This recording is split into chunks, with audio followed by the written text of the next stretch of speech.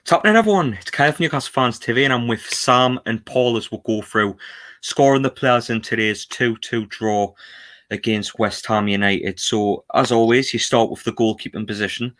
Martin Dubravka, I'll give to Sam. What do you think of Martin Dubravka's performance today? Do you think he made any errors anywhere? No, I thought he did fine. He couldn't really do anything about the two goals. First one, horrendous piece. Well, both actually horrendous pieces of defending, but the first one was worse. Commanded his area well, pulled off a couple of good saves, a good reaction stop from Bowen, I think it was Yarmolenko who hit the shot. Yarmolenko was in the second half, but the reaction save was from Bowen in the first. Bowen. Yeah, the first one was Bowen. There were a couple of decent ones. Yeah, good save from Dubravka. I agree for 7 actually. Yeah, so I agree. 7 out of 10, solid, typical Martin Dubravka performance for me. Yeah, I agree. Paul, you in agreeance? I thought. Yeah, had a few decent saves, didn't he? Kept us in it, but 7 out of 10 is fair. Right. Well, we'll move on to the right back, and I'm going to take this one, lads. Emil Krafth. He played bloody well today, mind. I think he's played well against Bournemouth as well. Early on the season, he didn't get a look in any way, shape, or form, but really proud of him today. He looked very solid. They looked to target Manquillo more so than Krafth, and I think he set up the goal well. He was on the overlap.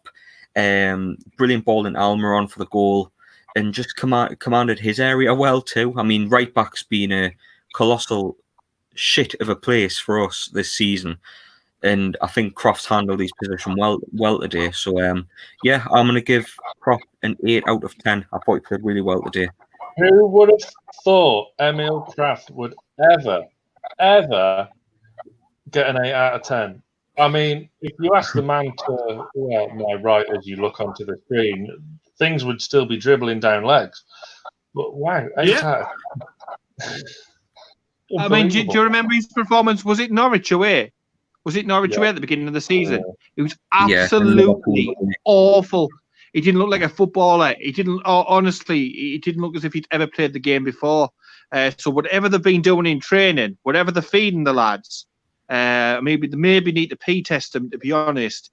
But he's looked different gravy, hasn't he? He's looked much better. Yeah, I thought today he had a slight issue. Was it Antonio who was up against? Who was he up against? And he was bossing him a little bit for the first 10 minutes or so, but the setup for the goal and everything, and then generally grew into the game. And 2 games in the space of a week after you've not played any football for so long. If I was Lee Laura, I'd take my hat off and commend him. 2 games so quickly. Decent, more than decent. But I think Yedlin, see you later, mate. I think that's Yedlin out the door personally myself. But we'll move on to the first of the 2 centre-backs. And Paul, I'm going to give you Jamaal Lascelles. Now, we'll have to agree on a score here to make it interesting. But how did you think Lascelles fared today? I think he's probably going to be the lowest scoring player on the pitch. The first goal was obviously down to him, and to be honest, I said before in the main chat, I thought that the fact that the bars were open yesterday and how the Newcastle defence centre backs played, certainly at first, there was no surprise to me. I thought that all been on the old knocking a few cans back. B52, by the way, a plug whilst we're on. I thought he'd been round on a bit of a pub crawl yesterday, Jamaal Lascelles. He was absolutely shocking at first. I know he's been playing injured. I know he's played, 5 games? 15 days? Score today, I would have given him a 4 or a 5. 2? I would have given less. Shit. It's a rare calamitous performance from Lascelles, but for me, it was a fall for both goals. The first one was tragic. 5 games in 15 days, Kyle. It's a lot to ask. I know, but for Lascelles, the first goal was just awful. It goes through. It was very similar to the goal we scored past Sheffield United when that defender kind of fell over his own feet, and I don't think that's acceptable. Really, it's a very rare mistake, and I'm on this channel. I'm probably Lascelles' biggest fan, but he was shocking the day. And the second goal as well, it hits off the bar, and Souček peels off Lascelles, and he volleys it into the bottom corner. So Lascelles is man for the second one, and then he falls over the ball for the first one. I think if Lascelles was switched on for the first one, we could have been talking about a 2-1 win today, to be honest. Yeah. So I'd give him a 2. But he struggled with Antonio for most of the game, to be honest. Exactly, a right back last season, by the way. It was a very attacking sideline by West Ham. They were very, very brave going for it the way they did with the attacking players they got on the pitch. So yeah, I mean, I've just taken into consideration a little bit the games he's played and the injury he's carrying, and I think a 4 out of 10 is probably. I'll meet you in the middle and go 3 out of 10. 3 out of 10, yeah. 4 out of 10. Well, I've been outvoted. I think it's 4 out of 10. Get your comments in. Let us know what you thought of Lascelles' performance today. I thought he was shocking, to be honest. But we'll move on to his partner in crime, Federico Fernandez. And Sam, I'll give this one to you. How do you think Federico fared today? I thought he did okay, probably because Lascelles had kind of bore the brunt of most of West Ham's play, so I've given him a 6. I didn't think he did too much wrong. He did some smart defensive intelligence with winning a few free kicks here and there from their attackers. I thought he was probably the pick of the defence today, which did look uncharacteristically ropey. Yeah. We've conceded from another set piece for the second goal, which I'm tearing my hair out with, and I have been ever since I've joined the channel. We don't look good from set pieces at all, but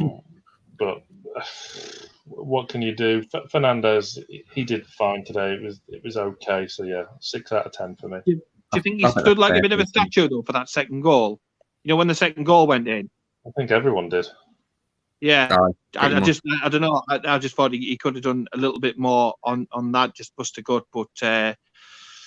Yeah, he's another one though. He's played all these games in such a short period of time. It's bound to have an effect, fatigue on him. But it is what it is. There was an argument for Lascelles.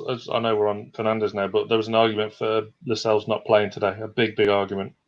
But I don't think he could have played today. The preview indicated that he was injured. He had I think it was a calf problem. So for me, if he isn't fully fit, plus having all them games, I think that's a poor decision by Steve Bruce. And I think when we'll come on to him later, we should put that game to be fair. I said to Paul during the live fan reaction, maybe Cher's performance against Man City, where he had an absolute disaster, I think that might have just influenced Bruce a little bit there. Potentially, because he gave up on both goals, didn't he? But I think 6 is fair for Fernandez. We'll move on to the left back, and Manquillo's been kind of playing here for both Bournemouth and today. To be honest, I'll take this one on. I thought he was a bit lacklustre today. He got caught out a couple of times, especially in the lead up to the first goal, where Bowen got played through for the cross in to Antonio. But I can't give him any more than a 5 today. I just thought he looked a bit ropey. Unlike Manquillo of late, he's usually good on the overlap and things like that, but he just didn't have that defensive capability today. And I think West Ham targeted him from the off, and they had a lot of success down Manquillo's side. So for me, that's going against Manquillo. It's a rare off performance for Manquillo. Christ, Paul, it's weird talking about Manquillo in this kind of way, because it's usually a good game in a couple, but he's had a good season.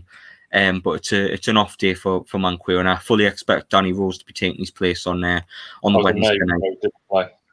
Yeah. But he's in agreement for 5 or any disagreement? Yeah, fair enough. Okay, we'll crack on with. We'll go into the midfield. I'll start into the middle, and then I'll branch out wide. Well, I'll start with Jonjo Shelvey. Sam, I'll give this one to you. Given how well Declan Rice played today, how well do you think the midfield handled it, and Shelvey in particular? I thought Shelvey was our best player today. I thought he was a rare positive. He obviously got the second equaliser. He was pinging the ball around as he normally does. He was working hard. I mean, the way he's going lately, gone are the myths of him just floating through games and not grafting. He is grafting big time, and he's showing some real good work right now, which I like. I love work rate. I would probably say, considering we didn't win the game, I would give him an 8.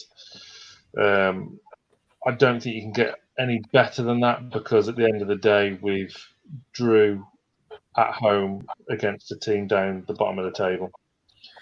Yeah, so, and that's been a recurring theme this season. Obviously, we've drawn at home now against Norwich, Villa, Watford, West Ham.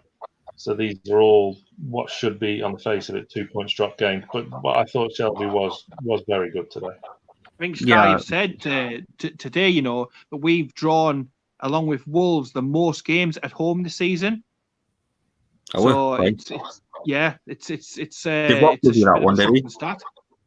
Sorry? Did Rob give you that stat? No, it was off. I pitched it off Sky. Rob, get on it, son. Paul's overtaking you in stats today, but we'll move on to Shelvey's partner in crime in the midfield. Since we'll give Shelvey an 8 out of 10. Isaac Hayden, he only played for 40 minutes before he picked up a knock. He was getting those tackles in. I think it was a bit too soon for him to come back, after he picked up a bit of an injury. But I thought he played really well when he was on. I thought we kind of dropped in momentum and give more the ball to West Ham's midfield when he did go off. He had those tackles, and for me, I'll give this one to Paul, but I'll give him a high number. What do you think, Paul? I thought he did really well. I think he's a contender for player of the season. I really, really do. I thought some of his interceptions were really great today. I don't think the referee particularly helped him. I know he sent him off the last 2 times that we've had this referee. Hayden has been sent off, so that's probably at the back of his mind. I don't think he was quite as good as Jonjo Shelvey, but he was still fantastic. Good that he went off, and it did affect the balance of the side. If Jonjo's got an 8, I think Isaac Hayden deserves at least definitely a good 7 today. And I think that's a very, very fair score. Player of the season. If he's not in the talking, then there's something wrong. I completely agree with that, actually. So we'll move quickly from Isaac Hayden. We'll move out wide to Allan Saint-Maximin. I'll give this one to you, Sam. How did you think the Newcastle's main talisman for the past couple of games since the restart? How do you think he fared today? We look tired. I've been saying for weeks, which is why I'm only giving him a 5. I've been saying for weeks now he needs taken out and he needs looking after. This isn't ASM's fault that he's got a 5. We love him to bits on NFTV. Every Newcastle supporter, it's impossible not to love him. But he looked tired. He needed a rest. He's out now for the Man City game, and I've been banging the drum about this for weeks. Since we've restarted. He's going to need. It's impossible for a player like that to be playing every single game when there's a match every 3 days. It's impossible. And look what's happened. He's out for Wednesday for Man City. Fine, okay. If it's just that one game, then kind of no harm done. But we don't know how long he's going to be out for. It's all right, man. Give it a couple of days. Roll on the Man City game. We'll be talking about Christian Atsu's score. So Paul will definitely be on the score and the players to talk about Christian Atsu. But I think 5 out of 10 is pretty fair. Thing with AFM now as well that he's known about. So teams are going to be giving him special treatment. So they're going to treble up on him, and they're not going to give him an inch. And he couldn't get that out today. He wasn't for lack of trying. He made the effort. He had 1 or 2 little things, didn't he? 1 or 2 little things, but nothing near where he's had him in previous games. And they were just giving him a good kick as well now and again, just to try and, put their mark on it. But an average game. I'd have perhaps gone a 6, but fine. He played a big hand in the goal. Krafth on the overlap, he drove into the midfield. So for me, definitely a 5. I just thought he's looking knackered, and it's no surprise to me that he can't play. It's not his fault. Like he's been absolutely fantastic since the restart. But we'll move on to the other flank. We'll move on to Miguel Almiron. I'll take Miggy today. I thought he took his goal really well, and I thought this was one of Miggy's better performances since the restart. Obviously, Bournemouth was a better performance, but he's starting to roll together like a good, consistent patch of form. Since that goal in December, late December, he's went on to score 8-9 goals. He's done really well since then, and the Atletico Madrid links really don't surprise me at this point, because he has been linked with them this week, and his agent's been flapping his gums. But I think Miggy's Miggy was fantastic today, and I'll give him a 7 out of 10. Very solid. I don't think he was as good as Jonjo for me or Krafth, but he did play well. And Miggy 7. All in agreement, lads? I think you've been a bit harsh there. I'd have put him up alongside Jonjo. Yeah, I would. I think he looked our best outlet today with ASM, looking a bit jaded. Miggy obviously got the rest, or got a bit of a rest, and came on against Bournemouth. And it looked like it done him the world of good. So it's managing your squad, and it can help tenfold. To be fair, you're right. We'll knock them up to an 8. Oh, I'll make it easy for you, Sam, on controls. My apologies. What are you saying, Paul? Yeah, I mean, again, he was another one. He had a few kicks, but he was giving a little bit back. And I think that's an area that he's really improved on. He's just not willing. He doesn't play the victim. He'll get his foot in occasionally and stuff back. And he kept going. The smile on his face and the enthusiasm in which he plays is absolutely infectious. You see it, and it just gives you hope. Cracking goal today. And I got that Miggy T-shirt early, and I'll still keep banging that Miguel Almiron drum. As soon as we went in, I was looking at some of the responses from throughout the world, over in America, obviously Atlanta, all over. Fantastic. Everybody loves the lad. No surprises being linked to Atletico Madrid. Agents are just doing what agents do, but he's happy, he's settled, he's loved on Tyneside. Long may it continue. Yeah, I completely agree. 8 out of 10 is a fair one as well. I've been won over on that one, but get your comments in there. As no, I've seen one or two. Jane Atlanta saying a bit harsh, but I think 8 out of 10 is fair, to be honest. We'll move on to the left hand side. Joelinton playing on the left hand side for the second game in a row now.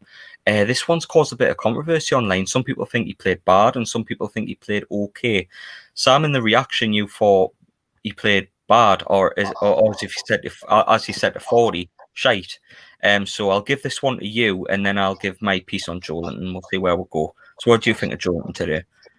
I normally kind of try and look with the positives with Big Joe, but I didn't like his performance today. I've got to be honest. Started him on the right, and him and Krafth didn't look comfortable working together on the right-hand side. It was no coincidence our equaliser came when he got moved to the left, and ASM got moved to the right-hand side. ASM seems to do his best work alongside Manquillo. Joelinton, his touch seemed a bit heavy at times. He was throwing himself into some silly challenges that didn't really come off with him. I don't think the referee was particularly brilliant today, but that may have just got a few people carried away on Twitter about the referee's performance. He didn't look like creating a chance. He didn't look like scoring a chance. He just didn't look like he was doing anything. He put a bit of graft in, but he didn't do anything. Yeah, but that's the minimum you expect. So, I mean, I've gone with 4 because basically that's what Lascelles got as well. I thought he was equally poor. I mean, Joelinton is always going to create opinion and split opinion, but I couldn't have him today. I actually think it's one of his worst performances. Really? I mean, I've seen a couple worse from Big Joe, but Paul, what did you think of him? I thought again, like you said, he put himself about, he put a shift in.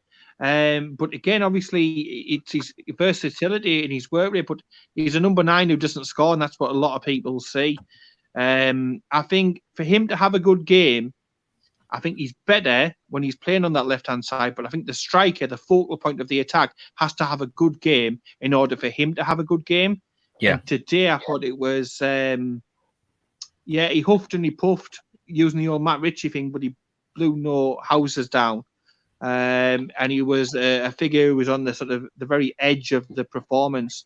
And I can see why the score, that Sam's gone with has been so low. He wasn't turned around. He wasn't facing the direction of the goal. He wasn't in the box enough. He wasn't causing nuisance and mischief. So what did he really offer to Newcastle today? I feel like I need to back up my claim for me to say that's one of his worst performances. The reason why I thought that was because before, when he put in terrible performances, that was when he was left isolated up front earlier in the season. So he kind of had excuses when we were playing 5-4-1. No one was there to support him. We didn't have an outlet. He was just left on his own, kind of like Carroll was against Man City the other week. Just nothing. There's nothing he could have done. Whereas now, he's in the game more. He should be in the game more. He's out on the wing. He should be creating out there. He should be getting involved in the play. There was none of that today. His touch was poor. He was clumsy. He just didn't do anything worth doing. It was he should have been dragged off a lot sooner than what he was. For me, like I think like if you're Lazaro, I'd be frustrated that movements were made for him to be played further forward instead of Joelinton, because I think if Lazaro, Maximin and Miggy are playing together, that's one hell of a counter attack, and I think Gayle would be the better of the three to bring them into the game more, because that's one thing Gayle is good at. But moving on to Dwight Gayle, Paul, I'll give you Dwight Gayle, since we were seen as a bit of a laughing stock after the Bournemouth game, and we were having a bit of a laugh fit in the chat, saying the same things were said before the Bournemouth game in hope that would reverse psychology into him scoring another goal, but it didn't work today. So how do you think Dwight Gayle fared today, Paul? What did he do? Was he actually playing? Because I didn't really think. Yeah, I just didn't see much at all today. You know, at the end of the day, he does well against championship level teams, and that is his level. Whether you like it or not, that is his level. Yeah, you can argue he probably does a lot more than what Joelinton does, but today, as the focal point, he didn't do enough for me personally. Got an assist today. I'm just tired. I'm just tired of seeing Dwight Gayle in the team. We've got to get the recruitment right this summer, lads. We need a striker who can actually bloody score. You know what I mean? Consistently against all different types of teams. Not just cannon fodder. Not just cannon fodder. We need a striker who can do it and do it consistently. But it wasn't great today. It wasn't great. Scott today for Dwight Gayle? 4. Oh no! I'm not Gale's biggest fan, but the assist at least knocks him up to at least a 6. He assisted. I would have been minimum on a 4 or 5. Personally, I mean, I'll meet you in the middle on a 5, but he did set up one of the goals today. Good 1-2 with Shelvey, and he was getting himself in the channels and things like that. He worked hard, but he didn't do anything of anything big bar, and obviously the assist, which was a little knock on, but yeah, I think 4's harsh. I think 5 or 6 would probably be seen as fair. But on to the substitute, I'll settle with 5. I'll settle with 5. Fair enough. We'll go on to the substitutes now. The first of the substitutes was Nabil Bentaleb, who came on for Isaac Hayden just before half time. I'll take Bentaleb on this one. I thought we lost defensive shape when he went off from the midfield, because they can just pass around him so easily. I mean, on the ball, he looked like he had the close control, and he was doing a couple of drag backs and a couple of nice little flicks to get the ball away from their players. But I just don't think he did anything really in midfield. He played all right. I'd give him a 5 out of 10, but it's just one of them performances from him, really. For me, I would have involved Matty today or something like that, a bit more energy in the midfield, try and get close to Fornals and like the holding midfielders that they have in the likes of Declan Rice and people like that. So for me, Bentaleb okay on the ball. He built on that from a passing perspective, but defensively there's always a problem there for me. But what do you think, lads? Do you think Bentaleb played all right? Chances are running out, Kyle. Chances are running out for this lad. He hasn't played a lot of football, and the last time out was probably his best performance for us. But today, again, very, very average. He was buzzing about, 1 or 2 nice little passes and this, that, and the other. But that sounds a bit weird to say this, but he's no Isaac Hayden, is he? He's not. He's not up to that level. How much are they saying to buy him? 8 million in the summer. 8 million. That's what we've got. If we want to buy him, it's an optional fee of 8 million. I don't know. I think he's come in and I think he's stifled Matty Longstaff. I'd rather spend the extra money on Matty Longstaff. His contract sorted. Yeah, I completely agree. With all these contracts coming out, Matty Longstaff's needs sorted. If you, I mean, let us know in the comments, would you prefer Bentaleb or would you prefer Matty? But for me, it's Matty all day. I'll back me and any 29 brother until the end. But on to the next substitution. I'm trying to think who it was. Who was Ritchie and Lazaro. Ritchie and Lazaro, right? Well, we'll go to Matt Ritchie first. Sam, I'll let you cover your best mate Ritchie since you've been on the channel with him before. So, how do you think he did when coming on as a sub? He did okay. The game had kind of died a death, really. As soon as we got the equaliser, I don't think there was any real intent to go and win the game. We didn't really create much. Just an average 5 out of 10. It was neither here or there, really. I mean, sure. The next. I mean, Ritchie, Lazaro, and Carroll. They're borderline or non-applicable anyway. But the game kind of petered out, died a death. I was disappointed, to be honest, in the way we didn't have any intent to go and win the game. I think it was there for the tape, and it was either we were tired or we just didn't. We're just happy with the point over the game. Like a pre-season game at the end, wasn't it? The last 15 minutes was like a pre-season game. They were just knocking it around the back, literally centre back to centre back, centre back to left back to centre back to right back, and it's like you were going nowhere. You were just passing for the sake of passing sake. But I think Ritchie had one reasonable cross that was fizzed in, but apart from that, didn't do a great deal. But it was the typical of the performance at the end of the match. I'll tell you what, though, Ritchie or Krafth need to have a trim before Wednesday, because if they're on the field at the same time, you don't know which one's which, because they've both got the same kind of hair, they're both roughly the same height. You know what I mean? So yeah, Ritchie or Krafth, you need a trim. But on to the next one, Valentino Lazaro. I was actually disappointed the way he came on, and I just think the way the game was, his energy just wasn't there for it. They kind of marked him out the game before he was in it.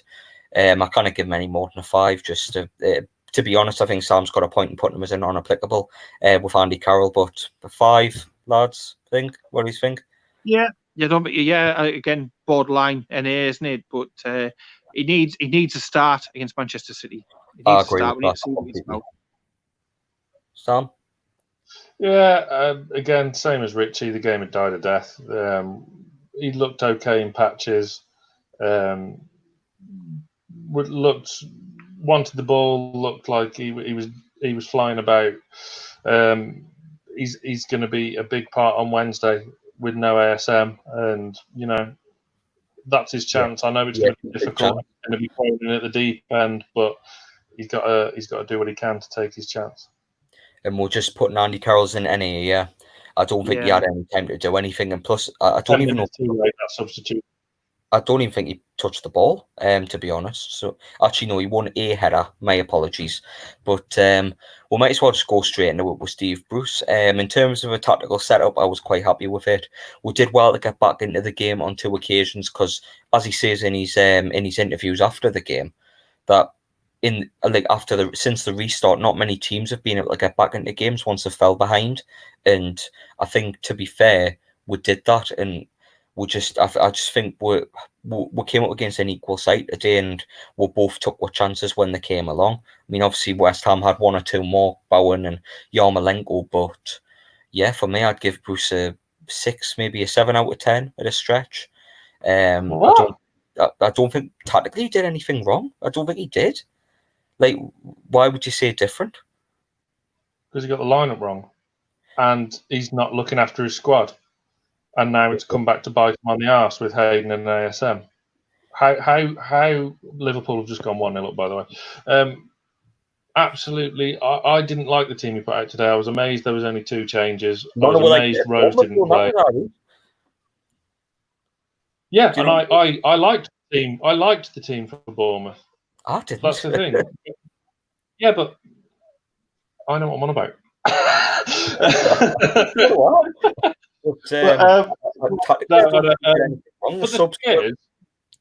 Go back and have a look. I was quite confident for the Bournemouth game. I liked that team. I didn't mind Gayle playing against a team that's going to be playing Championship football next season.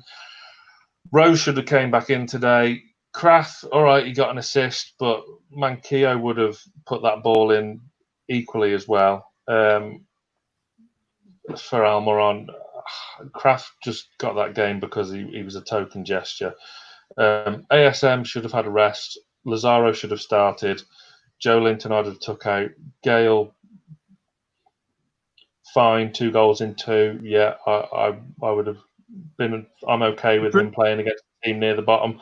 Look, we're going to be without ASM for at least one game now because of his inability to rest his players. Lascelles shouldn't have played. Lascelles shouldn't have been on the pitch today. The thing is though, Sam, the problem came with that Aston Villa game. That second game, that's where the changes should have been. Yeah, but we're over that now. That was over a week. That was over a week. Yeah, but that's where the thing is. If you'd arrested players then against no hopers like Aston Villa, and then played a stronger team against Manchester City, you'd have been able to make changes better. But the fact he didn't make changes then has meant that players are now more fatigued, and now we are getting trouble, and we are getting into situations where players are picking up stupid injuries, a la over Christmas. Because over Christmas we had the same sort of thing with the same sort of congestion, and you know what I mean.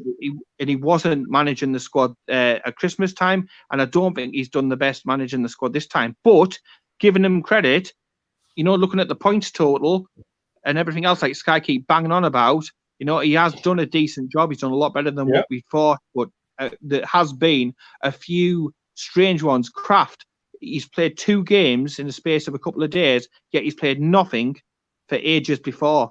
There's just some really, really bizarre ones, like Gayle, persevering with him. Sometimes I think after he's made that miss, you really want him back in. Well, okay. But, he seems to love Gayle. No stuff either. I mean, when's he going to be brought back into the team? I don't get it. So what, in terms of numbers, what would you give him then? I've given him a 5 or a 6. So 4. A 4. I mean, I'd if you have want 5. The 4 or 5, it's one of them. I'd have done 5 today, personally. Yeah, fair enough.